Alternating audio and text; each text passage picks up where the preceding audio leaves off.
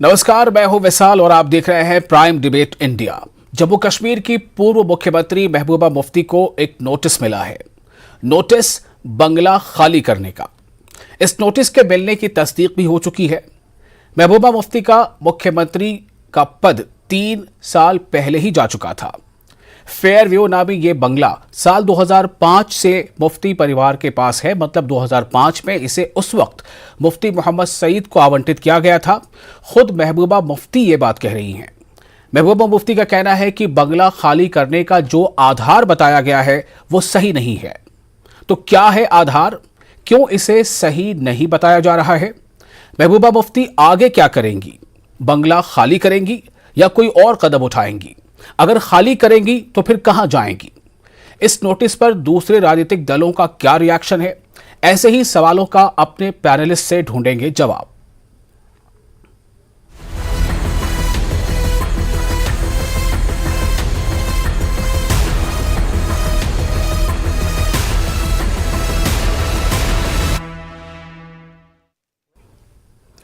तो हमारे साथ 4 खास मेहमान होंगे इस चर्चा में भाग लेने के लिए। मैं उन चारों का नाम आपको पढ़कर बता देता हूं, उनसे आपका परिचय भी कराएंगे। हमारे साथ होंगे रविंद्र शर्मा, जो सीनियर लीडर हैं जम्मू कश्मीर के, और हमारे साथ फिरदौस टाक होंगे, जो प्रवक्ता हैं पीडीपी के। हमारे साथ होंगे जम्मू कश्मीर बीजेपी के प्रवक्ता और सीनियर लीडर आरएस पठानिया, और शब्बीर अहमद हमारे साथ होंगे, जो डिप्टी एडिटर है न्यूज़ 18 कश्मीर के। तो ये जो विषय है, इस पर हम उन तमाम अपने मेहमानों से बातचीत करेंगे, जानेंगे कि उनकी इस पर राय क्या है। और अगर ये सवाल जो उठ रहा है कि आखिर ये नोटिस अभी क्यों मिला है, क्या इस नोटिस का मिलना जो है वो बिल्कुल जायज़ है, और क्या महबूबा मुफ्ती को बिना किसी ताख़ीर के इस नोटिस के जवाब में इसे खाली कर देना चाहिए। और हालांकि बताया जा रहा है कि ये जो नोटिस मिला है वो पिछले हफ्ते मिला है। महबूबा मुफ्ती की तरफ से जो अभी खबरें आ रही हैं उसके मुताबिक उनकी तरफ से ये कहा गया है कि यह स्थान मेरे पिता, यानी वो कहती हैं कि मुफ्ती मोहम्मद सईद साहब को ये दिसंबर 2005 में आवंटित किया गया था, जब उन्होंने मुख्यमंत्री पद छोड़ दिया था। ये महबूबा मुफ्ती की तरफ से ये बातें इस तरह की आई हैं, और इसलिए उनका ये कहना है कि इसलिए प्रशासन जो आधार बता रहा है, प्रशासन द्वारा जो आधार बताया गया है वो सही नहीं है। जम्मू कश्मीर के स्टेट विभाग ने महबूबा मुफ्ती को बंगला खाली करने का ये नोटिस पिछले सप्ताह ही भेजा है, और तब से ही ये बहुत ज़्यादा इसकी चर्चा शुरू हो गई है। जम्मू कश्मीर प्रशासन ने ये नोटिस जम्मू और कश्मीर सार्वजनिक परिसर, यानी जो अनधिकृत कब्जाधारियों की बेदखली, उसको जो अधिनियम है 1988, जो संशोधित अधिनियम है 2016, उसके तहत ये नोटिस भेजा है। जैसा आप सभी को मालूम है कि जम्मू कश्मीर में पीडीपी, यानी जो महबूबा मुफ्ती की पार्टी है, पीडीपी और बीजेपी एक साथ मिलकर सरकार चला चुके हैं। इन दोनों पार्टियों की जो मखलूत जो हुकूमत, यानी गठबंधन की जो सरकार साल 2018 में गिर गई थी, उसके बाद भी महबूबा मुफ्ती लगातार इस बंगले में रह रही हैं, और अब इसे ही खाली करने का नोटिस उन्हें मिला है। हमारे साथ इस वक्त शब्बीर अहमद जुड़ चुके हैं, हमारे साथ जो डिप्टी एडिटर न्यूज़ 18 कश्मीर के, और साथ ही रविंद्र शर्मा जुड़ चुके हैं, जो सीनियर लीडर हैं कांग्रेस के। शब्बीर, मैं सबसे पहले आपके पास आना चाहता हूं इस सवाल को लेकर कि इस नोटिस के मिलने में ऐसी कौन सी बात है, ऐसा कौन सा इसमें एंगल है जो ये एक चर्चा का विषय बन गया है? क्यों इसे एक सामान्य नोटिस या सामान्य बेदखली नहीं माना जा रहा? ये है कि महबूबा मुफ्ती लगातार जो बयान देती रही है हुकूमत के खिलाफ, कई हसास मुद्दों पे वो इस तरह के बयान दे रही है, लगातार दे रही है, जिन पे हुकूमत नहीं चाहती कि वो उस तरह के बयान दे। जाहिर सी बात है, जब एक, मुझे लगता है कि इस वक्त में एक वाहिद वो पॉलिटिशियन है, मेन स्ट्रीम पॉलिटिशियन है, जो इस तरह के सख्त गीर बयान देती है। तो इस तनाजुर में जब एक नोटिस आता है, हालांकि जो अगर सरकार के जराये की बात करें तो वो कहते हैं कि 2020 के अमेंडमेंट के हिसाब से उसको ये छोड़ देना चाहिए। अगर छोड़ देना चाहिए था तो बहुत पहले छोड़ देना चाहिए था, जब उमर अब्दुल्ला से उनकी कोठी खाली कराई गई, तब महबूबा मुफ्ती भी खाली करा, उनको भी खाली कराया जा सकता, लेकिन ऐसा हुआ नहीं।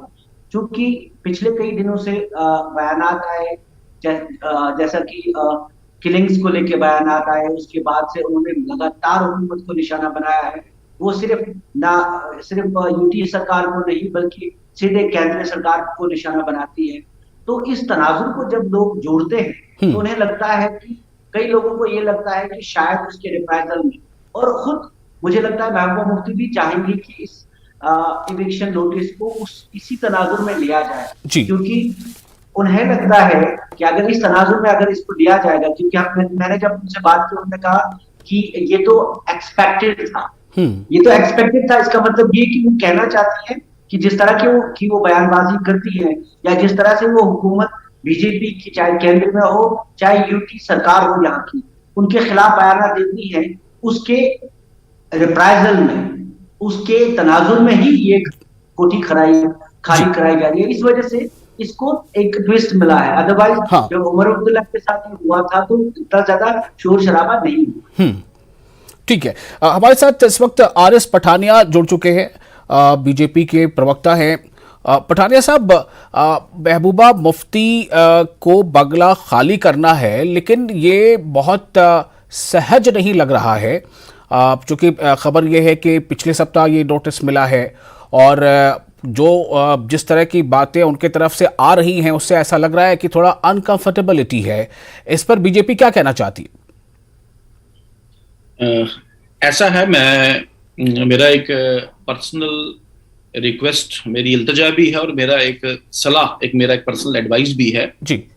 इसे कोई बहुत बड़ा कोई जिसे कहते हैं कोई विषय, या कैसे कहते हैं अंग्रेजी में ना, वो फ्लैश इन दी पैन जी, तो इतना बड़ा विषय बनाने की जरूरत नहीं है। जो बंगला उनके पास था, हालांकि ऐसा नहीं उनको बेघर करके कि उनको एक और बंगला दिया गया, बंगले में वो जाएं, अपनी पॉलिटिकल एक्टिविटी करें।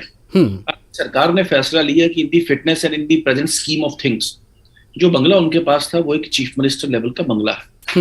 2018 के बाद वो चीफ मिनिस्टर नहीं है, 4 साल उनके पास रहा है। हमें उनके साथ एक पूरी सिंपैथी है, संवेदनशील है उनके लिए, और उनके लिए सम्मान भी है, और अपनी पॉलिटिकल एक्टिविटी करें, लेकिन थोड़ी संविधान और जिसे कहते हैं कानून और इक्विटी की कम से कम वो जो फ्रेमवर्क में रह के करें। तो एक्टिविटी तो कश्मीर में होनी चाहिए। वो एक व्यू पॉइंट को, एक आइडियोलॉजी, एक सोच को रिप्रेजेंट करती हैं। पीपल्स डेमोक्रेटिक पार्टी जब 1999 में आई थी, तो अब जैसी भी परिस्थिति है उस पार्टी की, लेकिन चले, she represents A view point, she represents an ideology and she represent stand point. तो इतना बड़ा विषय बनाने की जरूरत नहीं, बड़ी नेता है, उनके पिताजी बहुत बड़े नेता थे। इतना बड़े से कहते हैं, हम नेताओं को भी सूट नहीं करता कि टमाटर और अंडों के ऊपर हम लोग भी जंग जिसे कहते हैं वो क्या बहुत बड़ा एक संग्राम की घोषणा कर दें। It doesn't suit us। छोटा सा विषय, वेरी स्मॉल विषय, she has been shifted to an alternative accommodation which she should and she would, I think in near future. उन्होंने कहा अपनी लीगल टीम से भी कंसल्ट करेंगे, वो ऑप्शन भी अगर वो एक्सप्लोर करना चाहते हैं तो करें। इसे इक्वेट करना एनसी के साथ, इसे इक्वेट करना भारतीय जनता पार्टी के साथ, इसे इक्वेट करना जब पीडीपी की सरकार थी, इसे इक्वेट करना जब एनसी और कांग्रेस की सरकार थी, वो कहीं कोई तर्कसंगत, को सेम पैरामीटर, सेम कंडीशंस नहीं है मेरे हिसाब से। तो जम्मू एंड कश्मीर अपने आप में एक सेंसिटिव और जिसे कहते हैं एक स्ट्रेटेजिक, जम्मू कश्मीर में कई किस्म की कंसिडरेशंस रहती हैं जी। तो उस कंसिडरेशंस के रहते कई बार कानून के भी आगे पीछे जाके शायद सरकार मौके की स्थिति को फिट करने के लिए कुछ काम करती हो। जैसे आपके ध्यान में ले आऊं कि यहाँ पे काउंसलर्स हैं जो म्युनिसिपैलिटी में जीते हैं, उनको अकोमोडेशन है। कश्मीर में हालांकि कानूनी प्रावधान उसका नहीं है।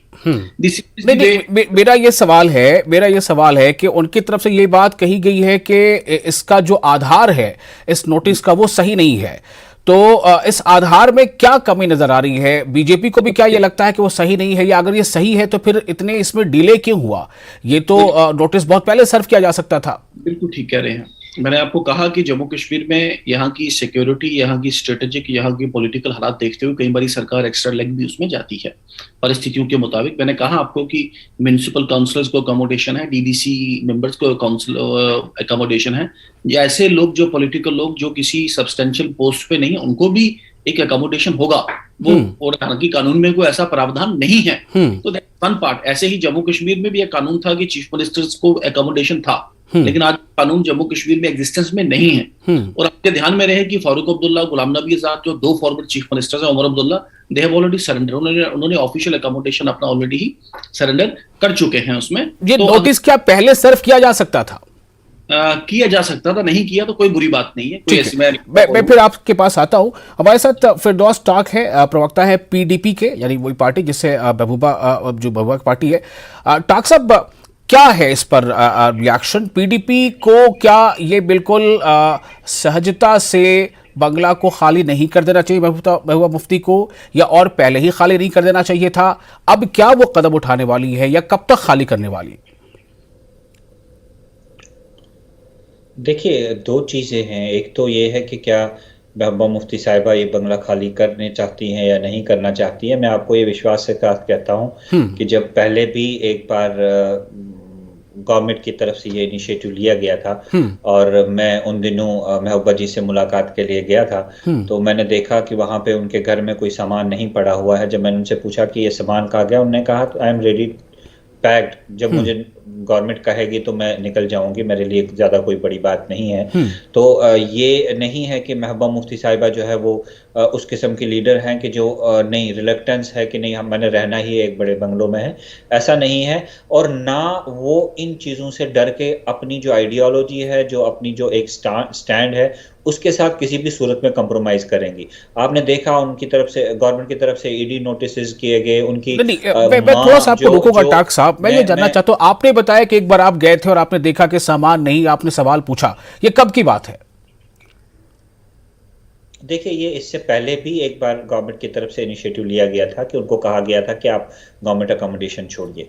तो लेकिन उसके बाद उन्होंने नहीं छोड़ा। सिक्योरिटी रिव्यू नहीं, देखिए उसके बाद जब सिक्योरिटी रिव्यू किया गया, गवर्नमेंट को ये खुद लगा कि ये सिर्फ महबूबा मुफ्ती साहिबा की सिक्योरिटी का सवाल नहीं है, बल्कि उनके साथ जो सिक्योरिटी डिटेल है, जो उनके साथ सिक्योरिटी के लिए एहलकार काम कर रहे हैं, ये उनकी सिक्योरिटी का भी मसला है।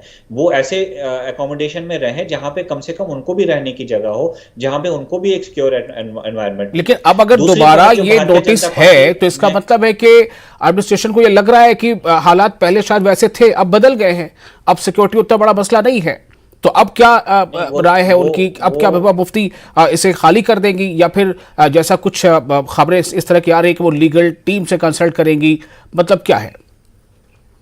देखिए विशाल, मैं वही आपको एक्सप्लेन करने की कोशिश कर रहा हूँ कि इस सवाल के दो पहलू हैं कि महबूबा मुफ्ती साहिबा अगला स्टेप क्या लेती हैं। वो उनकी एक पर्सनल ये पार्टी की तरफ से तो हम ना सजेस्ट कर पाएंगे और ना कर सकते हैं।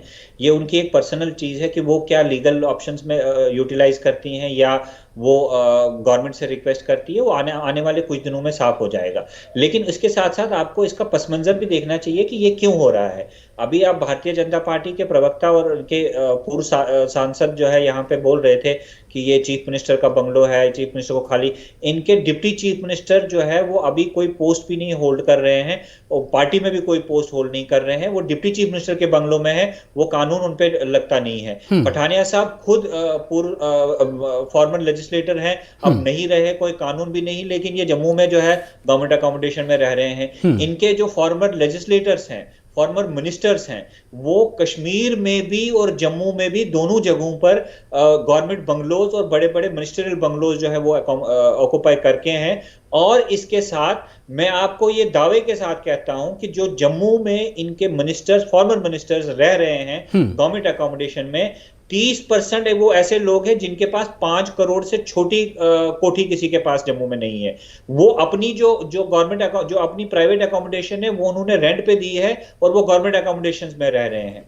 तो ये जो डबल बिल्कुल आपने जो पॉइंट उठाया है इस पे सवाल जरूर पूछा जाना चाहिए। मैं रविंदर शर्मा जी, थोड़ा सा आप और इंतजार कर लेंगे, मैं थोड़ा इस पर रिएक्शन लेता हूं पठानिया साहब का। बीजेपी के प्रवक्ता है पठानिया साहब, इस पे आप क्या कहना चाहेंगे कि क्या ये मतलब ये दो धारी ये मामला क्यों है? मेरा एक सलाह और एक एडवाइस है कि इतना नी जर्क मत हो जाए फिरदौस साहब। ठीक है, you seem to be more loyal than the king, लेकिन ऐसा है कि कहीं ना कहीं फैक्ट्स को, तथ्यों को मद्देनजर रख के बात करें। पहले तो आपके ध्यान में रहे कि भारतीय जनता पार्टी के जितने भी लोग हैं सब ने अपना अकोमोडेशन वेकेट कर चुके हैं। एक आप लिस्ट पढ़ रहे थे, वो आउटडेटेड है, मैं अब लिस्ट को कंफर्म नहीं करूंगा। जिन लोगों के पास है, रविंदर रैना साहब गवर्नमेंट अकोमोडेशन में रह रहे हैं। आप बताइए, क्या कविंदर गुप्ता जी गवर्नमेंट अकोमोडेशन में रह रहे हैं? क्या सुनील शर्मा जी गवर्नमेंट अकोमोडेशन में रह रहे हैं? बुलंदबाज से बोल रहे थे, मैंने तो आपको इंटरप्ट नहीं किया। Please have some mannerism please. एक चीज मैं यहाँ पे चाहूंगा कि अगर देखिए देखिए, आप दोनों को अपनी बात रखनी है, लेकिन यहां पर अगर ये बात सच है, जी, अगर ये बात सच है, पठानिया साहब, मैंने सिर्फ आपसे ये जानना चाहा है कि जो फिरदौस टाक जी कह रहे हैं, क्या वो सही है या गलत है? देखिए, इसमें ऊंच और नीच वाली बात मुझे लगता है उस तरह से नहीं की जाए, बस ये फैक्ट पे हम लोग बात कर लें। जी, मैंने पहले भी कहा कि विषय कुछ और है, विषय को डिफ्लेक्ट ना करें। कि मैंने पहले भी आपको कहा कि कुछ लोग जिनके पास पोस्ट नहीं है, चाहे वो पीडीपी बैकग्राउंड से भी होंगे, एनसी से भी होंगी, लेकिन उनके पास भी एकोमोडेशन है। जब तक भारतीय जनता पार्टी पे आप आरोप लगा रहे हैं, भारतीय जनता पार्टी के सभी लोगों ने अपना एकोमोडेशन खाली कर चुके हैं। कुछ वेरी सिलेक्ट 2 या 3 लोग ऐसे हैं जिनके पास है, they have been served with a notice and they have sought time. किसी का सामान तो उठा के बाहर नहीं करना, दे हैव सॉट टाइम, उन्होंने टाइम इसमें सीख किया है। चलिए, ओके, आपने कहा कि सिलेक्टिव कुछ लोग हैं, और इस पे मैं फिर आपके पास, फिरदौस जी आपके पास आऊंगा, आप थोड़ा धैर्य रखें। हमारे पास इस वक्त मौजूद है रविंद्र शर्मा जी, सीनियर लीडर है, कांग्रेस से है। रविंद्र शर्मा जी, ये जो मतलब तेरी मेरी या तू मैं, ये क्या है? मतलब इसका स्कोप क्या वाकई है, इसलिए सवाल उठ रहे हैं? और क्या मतलब महबूबा मुफ्ती को ये नोटिस जो सर्व किया गया है, क्या उसमें इसलिए डिले हुआ है कि शायद उन्हें खुद ही खाली कर देना चाहिए था, या अगर वो लायबल है कि उनको रहना है तो फिर वो देरी क्यों कर रही है? जी, कांग्रेस क्या कहती है? देखिए, पहली बात तो यह है कि गवर्नमेंट ऑफ इंडिया आतंकवाद के खिलाफ लड़ना चाहती है, पाकिस्तान के खिलाफ लड़ना चाहती है, जहाँ डाइसेंट जो है, जो बयानात पसंद नहीं है, मेन स्ट्रीम पार्टी के साथ लड़ना चाहती है कश्मीर में।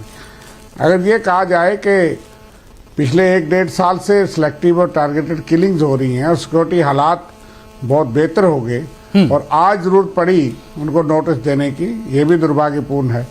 और जो टाक साहब ने कहा वो भी बात दुरुस्त है कि जम्मू में भी कश्मीर में भी रिकॉर्ड में कौन है कौन नहीं है, लेकिन कोठियां तो हैं। और सिर्फ विपक्ष के लिए एक कानून बनाया गया, और ये ठीक है कि यहाँ के चीफ मिनिस्टर से, साबका चीफ मिनिस्टर के लिए कानून बनाया गया था जिसके में अमेंडमेंट हुई, लेकिन एक जगह तो अकोमोडेशन को अलाउ की गई थी। आजाद साहब के पास भी जम्मू में जो चीफ मिनिस्टर जहाँ पे रहते थे है, और इस तरह की बदले की भावना क्यों जरूरत पड़ी?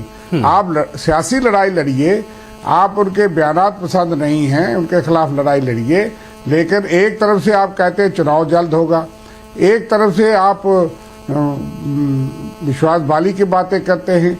और क्या जो चीफ मिनिस्टर रही है, जिसके बाप चीफ मिनिस्टर होम मिनिस्टर रहे हैं, जिसकी बहन किडनैप हुई है, आज क्या मजबूरी पड़ गई सरकार को कि उनको सख्ती से इस वक्त कहा जाए?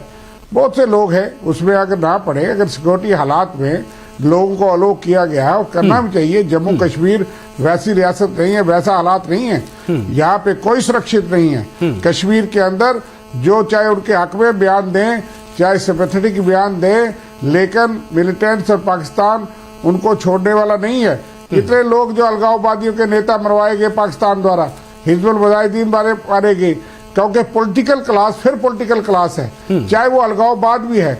आप बंदूकधारी के साथ बंदूक से ही बात कर सकते हैं, तो आप क्यों एलिमिनेट करना चाहते हैं कि कश्मीर जो है वो और धाने पे चला जाए? और मैं उसी के लिए नहीं कहता, जिसको भी खतरा है, लेकिन ये पहली हुकूमत है, पिछली सरकारों में जो है वो इतना बदले की भावना से काम नहीं किए गए।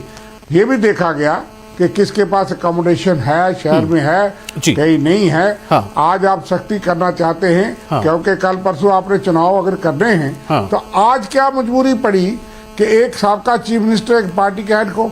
और मैं ये भी बता दूं कि हमारे कांग्रेस के जो सदर थे कश्मीर के अंदर, उनको जब वो डिटेंशन में थे और उनको ऑर्डर किया गया कि वहाँ उनका प्राइवेट हायर्ड मकान था जिसकी गवर्नमेंट देती थी, और उनको कहा गया खाली किया जाए। यहाँ वो डिटेंशन में जम्मू में थे जी। और उनका सामान बाहर फेंकने लगे। वो तो मालूम खान ने कहा, और हमने कहा कि पार्टी उनको पे कर देगी, जो अपने इंडिविजुअल से पे करेंगे। ठीक है, ये तो आज की बात नहीं है। तो ये इसमें जो है कई बिंदु है यहाँ पर। और जी रविंदर जी, मैं फिर आपके पास आता हूँ। शबीर, मैं आपके पास आ रहा हूँ। ये जो बात उठ रही है कि अगर कानून या रूल रेगुलेशन को फॉलो करना है तो फिर उसमें ये क्यों देखा जाए कि किसे और किसे नहीं, या अगर ये कि या तो सबके लिए एक तरह का कानून हो, सब जो है ये करें। दूसरी बात ये भी है कि ये जो अगर नोटिस सर्व किया जाना है, कि क्या ये समझा जा रहा है कि चूंकि अब आप सीएम नहीं है इसलिए सीएम का बंगलो खाली कर दीजिए, लेकिन ये भी तो काफी लंबा समय बीत गया जब से वो सीएम नहीं है। शबीर, देखिए विशाल, जहां तक सीएम की कोठी का जिक्र है, मैं आपको एक दिलचस्प बात बता दूं। 2017 में एक स्टोरी हमने की थी जहां 35 लाख रुपए खर्च कर दिए गए, लेकिन कोई डिजिग्नेटेड सीएम रेजिडेंस नहीं थी। आजाद साहब जब बने, मैं तब से बात करूं, आजाद साहब जब बने तो एक महल की रेनोवेशन की गई, तकरीबन 17 लाख रुपए खर्च किए गए उस पे। लेकिन फिर जब मुफ्ती साहब का दौर आया, उनको दूसरी जगह पे रखा गया पहले, जब उसके बाद फिर भी वो आए। उसके बाद उमर अब्दुल्ला ने तकरीबन 4 लाख रुपए खर्च कर दिए। उन्होंने अपने वालिद के उसके मकान के साथ ही वहां पे एक रेजिडेंस बनाई। तो डिजिग्नेशन के हिसाब से यहाँ पैसा खूब खर्चा गया, लेकिन डिजिग्नेटेड सीएम रेजिडेंस नहीं थी यहाँ पे। इतना तो तय है, जम्मू में था लेकिन यहाँ पे नहीं था। दूसरी बात यह कि बदला क्यों जा रहा है, कानून है तो वो बदलना चाहिए था वो पहले से ही। जब उमर अब्दुल्ला के तब महबूबा मुफ्ती का भी खाली कराना बनता। जी शबीर, आप हमारे साथ बने रहे, हम फिर आपके पास कोशिश करेंगे आने की। असल में आपकी आवाज थोड़ी क्रैक हो रही है और हमारे दर्शकों तक आवाज ठीक से पहुंच नहीं पा रही होगी। फिरदौस टाक जी के पास चलते हैं। जी फिरदौस, आप बोलें। देखिए विशाल जी, मुझे लगता है कि इसमें ज़्यादा स्कोप ऑफ डिस्कशन तो है नहीं। ये न सिर्फ जम्मू कश्मीर की आवाम बल्कि पूरे मुल्क की आवाम जानती है कि भारतीय जनता पार्टी किस तरह से काम कर रही है और किस तरह अपोजिशन वॉइसेस को जो है वो दबाने की कोशिश कर रही है। ये ठीक है, भारतीय जनता पार्टी ने पहले लोगों से वादा किया था कि 370 खत्म करके कश्मीर के हालात ठीक होंगे। टाक साहब, मैं उधर अभी नहीं जाना चाह रहा हूं। मैं पूरे 370 और हालात में उस पर, मैं सिर्फ ये जानना चाहता हूं कि क्या पीडीपी को लगता है कि ये कानून सम्मत है? अगर कानून सम्मत है तो इस पर अमल होना चाहिए, अगर नहीं है तो फिर रीजन क्या है? अगर नहीं है तो क्यों कानून सम्मत नहीं? अगर लीगल टीम से कंसल्ट करने की बात है तो क्यों? इसका मतलब है कि कहीं ना कहीं डाउट है। नहीं, अगर आप मुझे बात पूरी करने देंगे तो मैं आपके बिल्कुल करें, बिल्कुल करें, आपके पास ही मैं सवाल लेकर आ रहा हूं, बोलें। मैं वही कह रहा हूं कि भारतीय जनता पार्टी ने कहा था कि 370 खत्म करके जम्मू कश्मीर के हालात ठीक होंगे। फिर कहा कि यहाँ की जो मेन स्ट्रीम पॉलिटिकल ऑर्गेनाइजेशंस हैं, लीडर्स हैं, उनको बंद करके यहाँ के हालात ठीक होंगे। फिर कहा कि जमात इस्लामी को बैन करके यहाँ के हालात ठीक होंगे। फिर कहा कि यहाँ जो नौजवान हैं उनको पीएसए लगाने के बाद जो है यहाँ के हालात ठीक होंगे। यहाँ के जर्नलिस्ट को पीएसए लगाने के बाद हालात ठीक होंगे। अब इनको लगता है कि महबूबा मुफ्ती साहिबा को अब घर से निकाल के यहाँ के हालात ठीक होंगे। तो ये हालात ठीक करने के नाम पर जो जम्मू कश्मीर में ये खेल खेल रहे हैं, यहां जम्मू कश्मीर की जनता इनको जानती है। मैं सिर्फ आपके चैनल के द्वारा पीपल्स डेमोक्रेटिक पार्टी के हर वर्कर की तरफ से इस सरकार और इस एडमिनिस्ट्रेशन को सिर्फ एक मैसेज देना चाहूंगा कि पीपल्स डेमोक्रेटिक पार्टी आपके किसी हरबे, किसी दबाव के नीचे आकर लोगों की बात करना नहीं छोड़ेगी। हम सड़क पर रहने के लिए तैयार हैं, हमें पीएसए लगने के लिए तैयार है, लेकिन हम लोगों की बात करना नहीं छोड़ेंगे। ठीक है, आप लोगों की बात करेंगे लेकिन बंगला खाली करेंगे नहीं, सवाल अभी ये है। मैं चाहूंगा कि उसका जवाब मिल जाता। बहरहाल पठानिया साहब, मैं आपके पास आ रहा हूं फाइनल कमेंट के लिए, थोड़ा शॉर्ट टर्म में। जी प्लीज। हाँ देखिए, मैंने पहले ही कहा कि पॉलिटिकल एक्टिविटी जम्मू कश्मीर में होनी चाहिए और महबूबा जी खुली पॉलिटिकल एक्टिविटी करें, घुमा के करें, सरकार को एक्सपोज, डिपोज और अपोज जितना कर सकती हैं करें, लेकिन एक थोड़ी समय सीमा में, जिसे कहते हैं थोड़ी सीमा, संविधान की और कानून की सीमा में रहें। ये मेरा एक सलाह है उनको, और इस विषय को इतना तूल देने की तो क्या ये तमाम जो बातें आप कह रहे हैं ये बंगला खाली करने या ना करने से जुड़ी है ये बातें? इतना बड़ा विषय नहीं है, नॉट एट ऑल। मैं कह रहा हूँ पॉलिटिकल एक्टिविटी को इससे मत जोड़े, ये मैं कह रहा हूँ। अच्छा, पॉलिटिकल एक्टिविटी को या सिक्योरिटी सिनेरियो को क्या और सीमा जो है वो भारतीय जनता पार्टी तय करेगी कि सीमा कहां से शुरू होती है, कहां खत्म होती है। ठीक है, मैंने सुन लिया। प्लीज रविंद्र शर्मा जी, आपके पास आ रहा हूं। जी, इसके साथ ना जोड़ें, ये मेरा हम्बल सजेशन। रविंद्र शर्मा जी, एक storm in the tea cup ना बनाएं, ये मेरा सजेशन। हाँ देखिए, जब विषय बड़ा इसलिए है कि जम्मू कश्मीर में विदाउट सिक्योरिटी, विदाउट फैसिलिटीज और गवर्नमेंट ना चाहे कोई पॉलिटिकल एक्टिविटी कर नहीं सकता। एक तो पहले आप अलो नहीं करते थे, करते नहीं हैं। कश्मीर वादी इज मोर सेंसिटिव, लेकिन यहाँ तक मैं मिसाल दे सकता हूँ कि जो हमारे पास सिक्योरिटी गार्ड थे, या पीएसओ थे, या ड्राइवर थे, वो बीजेपी के जो लोग ऐसे हैं उनके पास हैं। हमारी यहाँ गाड़ियां छीन के उनके पास हैं, जो कभी सरपंच भी नहीं बने।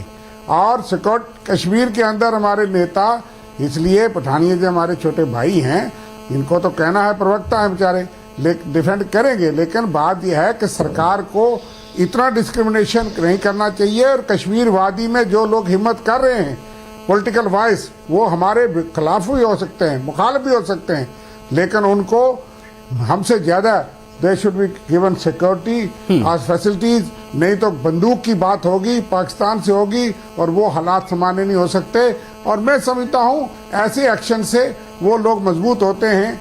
और इनके ही कल तक चीफ मिनिस्टर थी बीजेपी की, इनके सहयोगी थी। अगर सहयोगियों के साथ ये हालत है, जो विरोधी हैं कांग्रेस जैसे, जो तो पहले भी रहेंगे आगे भी रहेंगे, उनके साथ क्या तो सवाल जो है वो उसका जवाब मुझे लगता है कि मुझे तो नहीं लगता है कि जवाब मिल पाया है। पता नहीं दर्शकों को शायद भी से कुछ मिल जाए, लेकिन हाँ ये जरूर है कि एक इशारा है कि लीगल टीम से कंसल्ट करने का मतलब है कि फौरी तौर अभी शायद ऐसी खबर हमें सुनने को ना मिले कि बंगला खाली कर दिया।